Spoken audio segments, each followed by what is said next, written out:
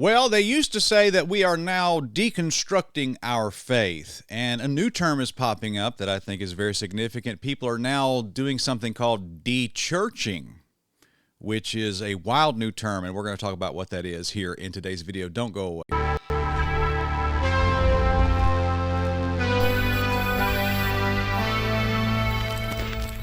All right, guys, thank you for watching today's video. Go ahead and smite that like button and all your dreams will come true. We got a nice new little logo up there. Isn't that cool? I like that. And then also check out our book, Calling Evil Good, the Live Christian Rock and Roll, available down on Amazon. You will love this book. It is trending right now. Go ahead and hit the link in the description below and subscribe to this channel if you are new.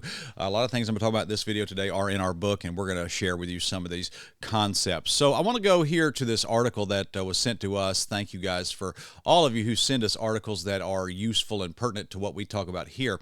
And it says here, this is an Oklahoma news channel, and it says, "The Great Dechurching Hitting Cities Across America." And what this article is basically talking about, how folks are dechurching their faith. And it says right here, "Through the nation, one can spot aging, abandoned churches falling into despair, with some even bearing graffiti inside. However, on any given day, you could pass by an unassuming building like Soul City Church in Chicago without even realizing that Gen Zers gathered there to worship. What is evident is America and spirituality isn't fading away, but rather going through a transformation." Now, folks, that right there is a very troubling statement, and I'm going to tell you why. Because that really is a code word in a lot of ways for the divine feminine. Now, we dealt with that in 3 Adam 3, Rise of the Divine Feminine. Now, I don't know if you have noticed, this thumbnail on this video, I put a lot of thought into it. And what you have is a girl walking out into the ocean, like the ocean songs on Hillsong. And if you notice right down here, there's a Bible on the beach, and she is walking away from that, and on her shoulder is a butterfly. Now, the butterfly symbol is not a Christian symbol. That actually is a New Age symbol for some sort of transformation, going from a caterpillar to a butterfly. And it really, in a sense, it is an occultic symbol having to do with the satanic born-again experience. People that go into gnosis and achieve gnosis and that type of stuff. When you do all that, you are inviting demons into your body, and you call that a born-again experience, and it's called, achieving the higher self or a Kundalini awakening, all that type of stuff. And when this article says that American spirituality isn't fading away, rather it's undergoing a transformation, I don't think people, unless you're like some raging communist, I don't think people are unspiritual per se. I'll put it to you that way. I think man has a religious streak in him. I think man, by just his own conscience, understands that there is a God, there is a creator. And so, you go to these pagan islands out in the middle of the South Pacific somewhere, and these dudes wearing loincloths walking around, they have a religion. Now, they don't read and write. They don't even know what a car is, but they have a religious view and a theological view. So that doesn't mean that they are right with God. Just being religious in a generic sense is not comparable to biblical Christianity. And there's a lot there with Romans 1. You can go check all that out yourself. And it says right here, these churches, once community cornerstones, now have empty pews. However, they might not be immediately evident with a vibrant gathering of young people, often in modest surroundings, uniting to worship. And this pastor says this: "The average age of our church right now is 27. I definitely feel like I've aged out of our church. What they don't see is when you create a space for people to have an authentic worship, authentic experience, when you give them a voice, a seat at the table, they'll want to not just be involved, they'll want to shape the church." Now, that statement right there is very problematic in that we should be letting the Bible shape the church, not the views of young people who've been on the planet for 5 minutes. That is definitely not how the church should be governed. We do have a standard. It is called the Word of God. And and it goes through, it talks about how these people, a lot of these young people, they have some kooky definitions. But here's something I want to read these paragraphs to you. I want you to catch this. When asked if they describe themselves as religious, 2 raised their hands. However, Hannah Barrett said she doesn't relate to the term. That probably would differ depending on how you talk about religion. Said, "For me, religion is actually not something I relate to at all, the term religion. So for me, it's more of I'm actively following God." I mean, that's like saying, I don't like the idea of cooking, but I sure do love to grill a steak. That's nonsense. That's like saying, I really don't like the idea of like running a restaurant, but I sure do like going to Waffle House and all that and operating in that facility. That's nonsense. I'm just actively following God, but I'm not religious. That's just, I don't know. This is the low IQ people we're dealing with here, I guess. But here's this paragraph. When I was growing up in a highly religious family, I felt inauthentic because it was like I was having to compartmentalize myself, says Kayla Eastman. Certain parts of me weren't welcome at church, but other parts were, and the parts of me that struggled with mental health. Now, I want to tell you this, okay? We have a mental health crisis in America. I don't know what it is exactly. I don't know if it's the food. I don't know if it's people that are just oppressed by whatever. It could be a number of different things. But I want to tell you this, that mental health is very real. And I think that some people, there's been several people that I've told, I said, look, this isn't a spiritual issue. You have something medically wrong with you, and you need to go see a doctor. I mean, there's been several people that I've told that to. And they went to a doctor and got on some sort of medication, and it helped them. So I think some people have mental illness, of course, but we can't change how we do church just to accommodate people like that. I mean, we want you to get well and whatever, but it's like saying, I don't want the pastor to raise his voice as he's preaching because I just don't like yelling. I just don't, that gives me trauma. I don't like you saying stuff like that. It gives me trauma. And what happens is that people use their trauma as leverage against what is right in order to change what is right. And some people allow that to happen. And that may sound like a cruel statement. It's not uncompassionate for me to say that. But I sympathize with these people. But we want to get you well and we want to get you right. But if you struggle with mental health, that is not a cause for somebody to change what the Bible teaches, okay? That is something that I see a lot of as well. And then also, let me say this. This is a wild article. It gets better and better. I see they talk about how the disciples were in their early 20s. I don't think I agree with that.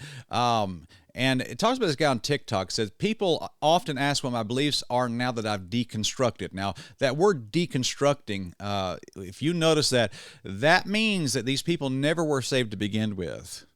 I got saved when I was 18. I have never deconstructed my faith. There's been a lot of things that I've struggled with. I've struggled with, Bible version issue. There was a time in my life where I really struggled with like contemporary music. And I thought, man, this has got to be an issue. And I came out at the other end of that with some solid convictions, some, I guess what they call it, rock rib convictions about this stuff.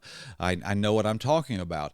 But I've never deconstructed my faith. That is a buzz term for going into apostasy, rejecting basic Bible truth and coming out the other end with some sort of heretical view. Lecrae has done that. The guy who ran DC Talk for a long time, he did that. And so anytime these people talk about deconstructing their faith, they're going progressive, which means they're abandoning Bible truth. Now, here's what he says here. I currently don't practice organized religion, but I am a religious pluralist. Organized religion is something I get a lot of comments on my channel about this. When Brother Spencer, we love your channel, but we don't practice organized religion. Well, Jesus practiced organized religion. The Apostle Paul practiced organized religion. The New Testament church is a form of organized religion. And if you abandon that, you've abandoned the pillar and ground of the truth. So I don't know why in the world. I don't know how you can call yourself a New Testament Christian and not go to church. If you live in an area where there is not a church, I want to encourage you either start one or move to where there is one. Build your life around the church, and God will bless you for it. But I want to notice this other term here at the very end, a religious pluralist. Now, what that means, and I've heard Rick Warren say this before as well, religious pluralism is something that is beyond religious tolerance. Okay, religious tolerance is, okay, my next door neighbor's a Hindu, I'm going to let it go. I'm not going to like outlaw Hinduism because he has a different religion than me, okay? Religious pluralism goes beyond that and says that all religious views are valid.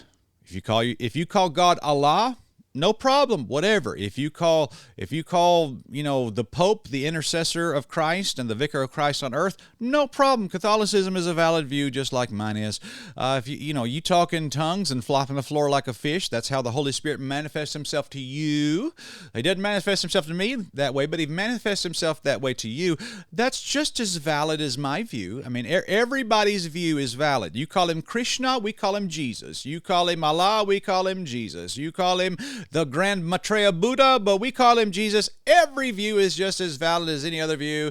That is religious pluralism, and Rick Warren promotes this view. The Southern Baptist Convention brings Rick Warren in to debate women preachers, and they don't have enough guts to call him the heretic that he is. The man is a raging, just blood-boiling, foaming at the mouth heretic, and the Southern Baptist Convention give him a microphone at the annual meeting and say, let's just try to debate the issue of women preachers with this guy. That guy needs to be thrown out of the convention. The only thing that they've done right in a long time was disfellowship Saddleback. I mean, and they should disfellowship a bunch of others too with these women preachers. I'm going to tell you this, women preachers is the smoking gun for heresy. Anybody who has women preachers and will not disavow the woman in the pulpit and using phrases like, well, women need to rise and women need to let their power be known and women need to step up and be the voices for God and women need to preach and Priscilla Shire and all this kind of nonsense and Beth Moore. These people are liberals. They are not Bible-believing Christians. These people are progressives. Their divine feminine has risen. These people are not saved. They're not Christians. They're heretics, and they need to be disassociated from, to put it mildly. They need to be called out. And I would say that women preachers really is the litmus test for theological soundness in this day and age. If you go to a church, listen to me. If you are visiting a church or a member of a church right now, and you are a part of a church, and you have a female co-pastor, husband and wife pastors, you need to run for your life. Don't even go back there this Sunday. Just leave and find a good church. Go to independentbaptist.church and find our website there, and it'll help you get out of these churches. They're crazy. They're hurting you. And so religious pluralism is what that is. And he also says here, I'm not coming across as anti-Christian. I'm pro-religion and pro-people hanging on the ideas that ultimately help them grow into better people. That phrase, better people, is a dead giveaway because God has not called people to better themselves. That is a humanistic, man-centered gospel. We talked about that in 3 Adam 4. The false gospel of Gnosticism is that there is a champion inside of you. There is a winner in there. We just gotta root around and try to get him out, and then light the fan the flames of that inner spark champion inside of you, and make him rise and become your higher and greater version of yourself, and thus become a better person. That is a false gospel. That is wickedness. Like, when you read that sentence right there, you need to picture in your mind somebody with red horns on their head are saying that. I'm not coming across anti-Christian because I'm not anti-Christian. That's exactly what Lucifer would say. I'm pro-religion and pro-people hanging on the ideas that help them grow into better people. Growing into a better person is the enemy of being born again. Trying to better yourself as a Christian trying to better yourself as a person is the greatest enemy of the gospel that ever has existed. And it's very important for you to know that. Please don't fall into this false gospel of, I'm just trying to be a better person. Jesus can make me a better person. The Bible can make me a better person. No, the Bible does not command you to be a better person. The Bible commands you to repent and believe the gospel. And that's a world of difference right there.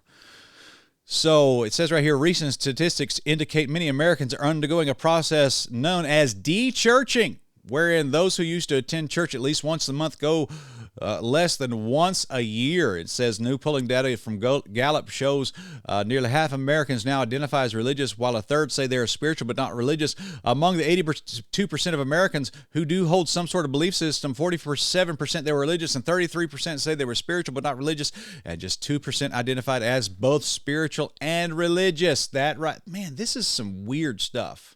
We talk about that in our book, Calling Evil Good, the Live Christian Rock and Roll, how that there's a new generic spirituality that's coming out, and this rock and roll stuff is the music of this false spirituality. I'm sorry, but jars of clay didn't do it, buddy. Casting crowns ain't going to do it, and all, you know, I mean, Third Day's not going to do it, guys. These people exist and they sell albums because people are lost.